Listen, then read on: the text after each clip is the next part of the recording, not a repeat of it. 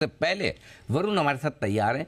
Regulator की तरफ से, इंश्योरेंस रेगुलेटर इडाई की तरफ से एक बड़ी खबर आई है इन कंपनियों के लिए। क्या है खबर, पहले खबर समझ लीजिए, उसके बाद चौपड़ा साफ करेंगे उसका पूरा विश्लेषण।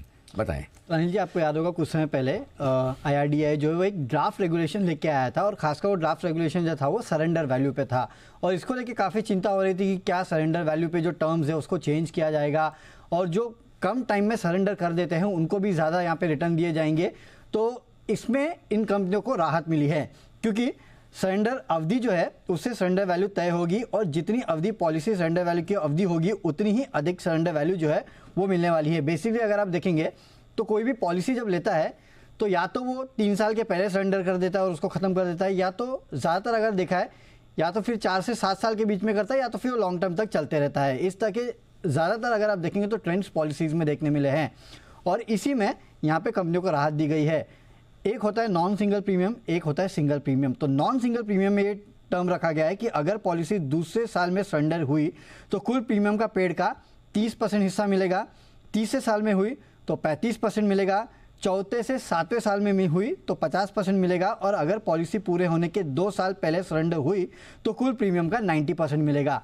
पहले माना जा रहा था कि अगर 3 साल में भी कर दिया तो 80-90% देना पड़ेगा, और ये बहुत बड़ा ओवरहैंग जो था वो इन इंश्योरेंस कंपनियों पे था। और अब जो फाइनल रेगुलेशंस आए हैं उसमें ऐसा कुछ नहीं आया है, ये एक अच्छी बात है। सिंगल प्रीमियम में अगर आप देखेंगे तो अगर पॉलिसी तीसरे साल में सरेंडर हुई तो कुल प्रीमियम का 75% जो है वो देना होगा, चौथे साल में हुई तो 90%, और पॉलिसी के 2 साल पहले हुई तो सरेंडर हुई कुल प्रीमियम का 90% के आसपास जो है वो इनको मिलेगा, जो पॉलिसी होल्डर्स है उनको दिया जाएगा। इसके अलावा कुछ रेगुलेशंस है उनमें भी यहाँ बदलाव किए गए हैं। हालांकि जो रेगुलेशंस है वो बेसिकली अगर आप देखेंगे तो फॉरेन इंश्योरेंस कंपनीज जो है उनके लिए है, तो इसका बहुत बड़ा इम्पैक्ट जो है आपको यहाँ पे इंडियन कंपनीज में नहीं देखने मिलेगा। लेकिन ये जो राहत की खबर आई है खासकर 2 कंपनियों के लिए राहत की खबर है, और वो है HDFC लाइफ और मैक्स, क्योंकि माना जा रहा था कि इन रेगुलेशन से इन कंपनीज के जो ओवरऑल मार्जिन है उसमें हो सकता है कि 3-4% के आसपास का इम्पैक्ट जो है वो देखने मिल पाता अगर ये जो ड्राफ्ट रेगुलेशंस है वो पूरे हो जाते, लेकिन वो नहीं आया है। नए रेगुलेशंस जो आए हैं उनमें इन कंपनियों को राहत मिली है, इसके लिए आप स्टॉक्स में थोड़ा बहुत इम्पैक्ट भी देख रहे हैं। ओके, तो यह है आपके लिए लाइफ इंश्योरेंस कंपनियों के लिए सरेंडर वैल्यू की कैलकुलेशन में राहत की खबर, और स्टॉक तेज दौड़ लगाते हुए आपको दिखेंगे दोनों ही मैक्स और HDFC लाइफ, जिन पर ज़्यादा असर पड़ता हुआ दिख रहा है। चोपड़ा साहब हमारे साथ है, स्वागत है सर आपका। बताएं सर अपनी राय इन लाइफ इंश्योरेंस कंपनियों पर।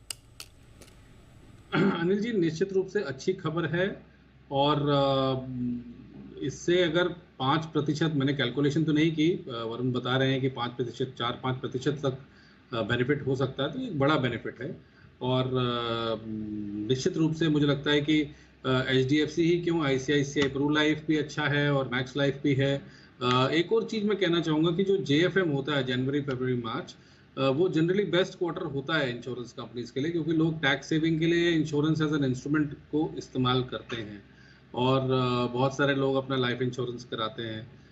तो इसलिए मुझे लगता है कि ये जो तिमाही है लास्ट क्वार्टर, इसमें इन जनरल सारी की सारी जो लाइफ इंश्योरेंस कंपनीज हैं उनको बेनिफिट पहुंचता है, और हेल्थ इंश्योरेंस कंपनीज को भी पहुंचता है, क्योंकि सेक्शन 80D में भी बेनिफिट मिलता है पेरेंट्स का और अपना। तो आई थिंक ये एक तो ये टाइम अच्छा है, दूसरी खबर पॉजिटिव है। तो यहाँ से HDFC लाइफ और ये ICICI प्रू लाइफ और SBI लाइफ, ये सारे लाइफ इंश्योरेंस कंपनीज मुझे ठीक लगती हैं शॉर्ट टू मीडियम टर्म में।